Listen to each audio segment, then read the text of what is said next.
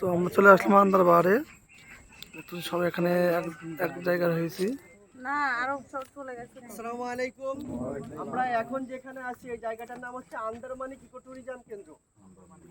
আমরা forest department থেকে একজন ফরেস্টারকে নিয়েছি, রাসেল মামা। ইনি খুবই অভিজ্ঞ, সুন্দরবন সম্পর্কে যদি কিছু জানতে চান উনি আপনাদেরকে জানাবে। আর হাসবো আমরা শিপে, যে যত খুশি হাসবো, কিন্তু এখানে স্যার সবার কাছে বিশেষভাবে অনুরোধ, এখানে হাসবো না, চিল্লাবো না।